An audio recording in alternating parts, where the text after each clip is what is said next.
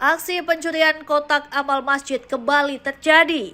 Pelaku yang menggunakan sweater berwarna kuning dan menutupi wajahnya ini masuk ke dalam masjid di Jalan Kiai Haji Muhtad Tabrani, Bekasi Utara, Kota Bekasi. Kemudian mengambil 3 buah kotak amal untuk dikuras uangnya. Salah satu pengurus masjid yang dikonfirmasi pada Senin siang menjelaskan, aksi pencurian itu terjadi pada Minggu dini hari, di mana pelaku masuk dengan cara memanjat tembok belakang sekolah TK yang berada dalam lingkungan masjid. Usai pelaku berhasil masuk, pelaku kemudian menggasak sejumlah peralatan elektronik berupa pengeras suara seperti ampli, mixer, mic, dan kipas angin yang telah dimasukkan ke dalam karung. Tidak hanya menggasak peralatan pengeras suara, pelaku yang belakangan diketahui residivis dengan kasus yang sama juga menggasak uang yang berada dalam 3 kotak amal yang diperkirakan berjumlah Rp1.500.000. Itu tuh pada hilang semuanya tuh di situ. Akhirnya buat lapor, manggil kakak yang kebetulan rumahnya di samping masjid. Kemudian mulai keliling dah tuh sekitaran sini. Nah, akhirnya ketahuan. Jadi yang diambil itu kotak-kotaknya semuanya, yang kotak di tengah sama kotak yang di luar, kebetulan juga sama ini ampli, toa dan macam-macam.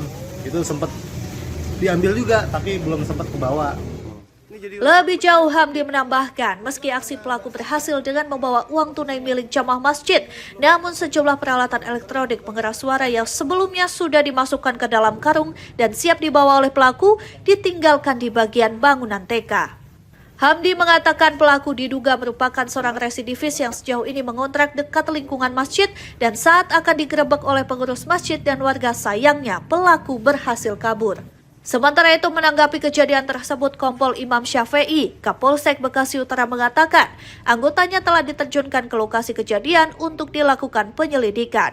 Meski demikian, Kapolsek berharap korban untuk membuat laporan agar kasusnya dapat diproses hukum.